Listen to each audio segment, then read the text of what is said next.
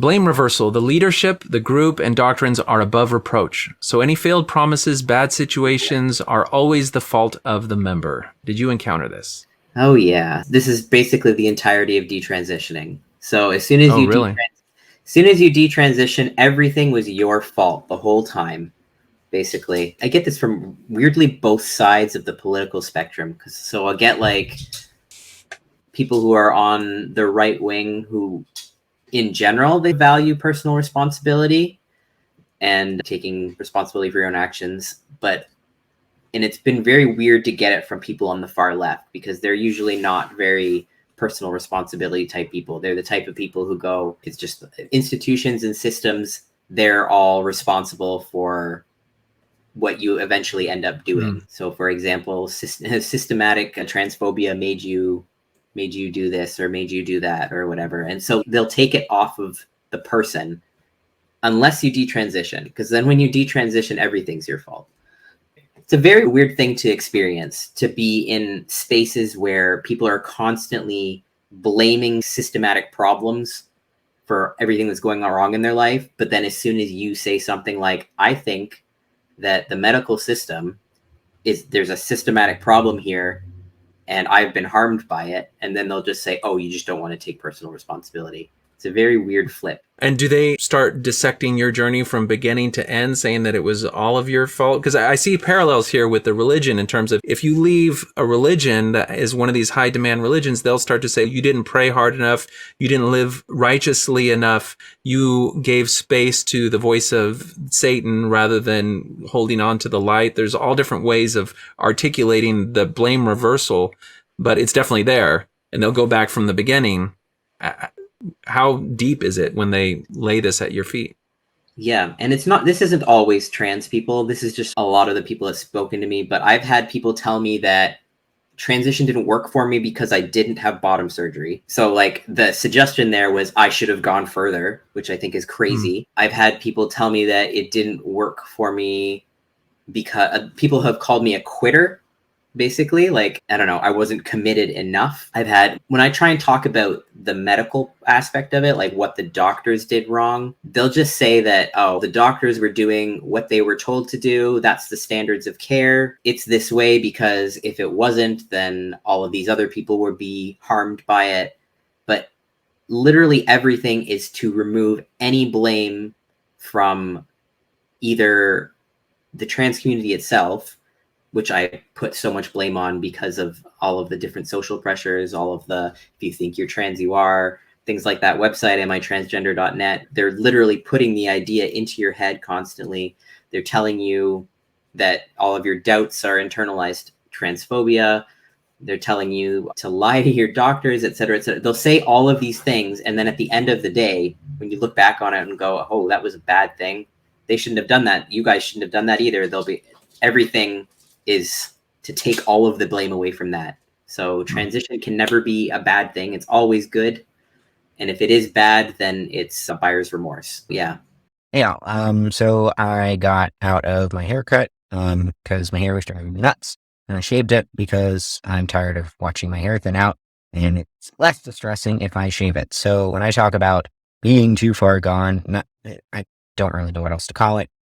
This is what I mean. This is how deep my voice is.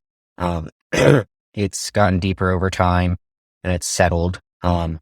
This is what I mean by hair loss. And it just keeps getting worse. It keeps thinning. It keeps receding backwards. And I'm not exactly sure that's coming back. Those are the main things when I talk about being androgenized, to a point of no return. That's why, just because I don't really see me personally being able to come back from what's happened so far. So I hope that's a little explanatory. Just to kind of give more awareness to the situation. There you go. This is what happens when you give a woman testosterone. This for 5 years. This is what happens, essentially. So, that's it. Stay safe.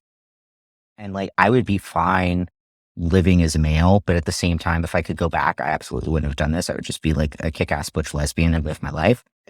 My heart breaks for these people. And, you hear the side effects of Lupron and, the long-term implications of unregulated testosterone or estrogen use, where it's not observed. It just like there's a lot more. Have I been hurt by the system? Yes, I have. But there's a lot more people that a lot worse things are happening to. And their case is a lot more common than mine is, at least that we know at this point. And that's kind of why I am saying something. One detransitioner who's whining about like testosterone making them go bald is the funniest shit ever. And it kind of proves how all these like detransitioners who like, you know, whine about how trans healthcare needs to be restricted because they made a mistake. It just proves how whiny and stupid they are and how immature they are because like they can't take responsibility for their own actions and own mistakes. Like, that's on you if you fucked up. It's not on us. You stupid idiot. First of all, I'm gonna post a picture of this baboon real quick. Okay, you see it? We all see it, right? Okay. He gets into saying that he lost his hair before due to PCOS and the hormones contributing to it. I'm gonna start with number one, saying do your research before you go and start HRT. That detransition guy is so fucking stupid because it's like, did you think testosterone was gonna make you into Justin Timberlake? If you were 4'11" before you started, it's not gonna add some extra inches, buddy. Oh, take it back now that I'm ugly. Not exactly sure that's coming back. Yeah, so transitioning isn't going to make you into Harry Styles or Lola Bunny, and I'm so sick of seeing specifically white trans masks become so distraught and befuddled when they get secondary sex characteristics like male pattern baldness, or when they get things that aren't just pretty twinky little aesthetics. This is what happens when you make decisions and don't think about the consequences of your actions. Transitioning isn't the key to a happily ever after. Transitioning, typically, unless you turn into a balding white dude like you, makes your life fucking harder. I really do empathize with anyone going through gender dysphoria and who didn't quite make the right decision and has a hard time going backwards. But if you're going to then be a vindictive little gremlin and jeopardize all these trans people.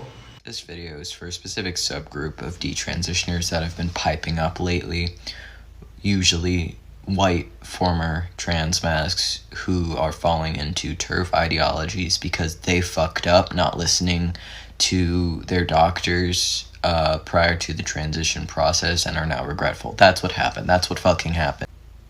The fact that you fucked up and did not listen and refused to take accountability for that is not our fault. And I don't know why you're trying to make it harder for us to exist because you fucked up. It's not my fault you made a mistake. You know, like, why am I this beautiful fucking anime boy? Stop weaponizing detransitioning and trying to make it harder for us when you've personally went through it and you know how we feel. Fucking idiots. And you can think of all these different things that you list.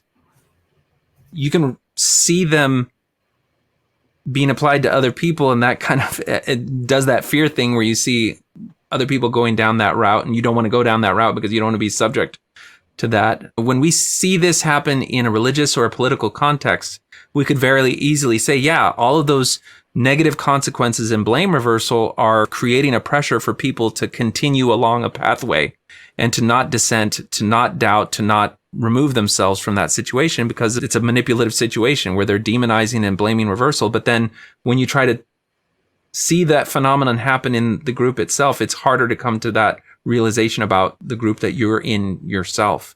But what you're describing has so many parallels with people leaving other religious paradigms and being blamed for not being committed enough or not being pure enough. And I did this too. I had a friend that I lived with that detransitioned 6 months before me.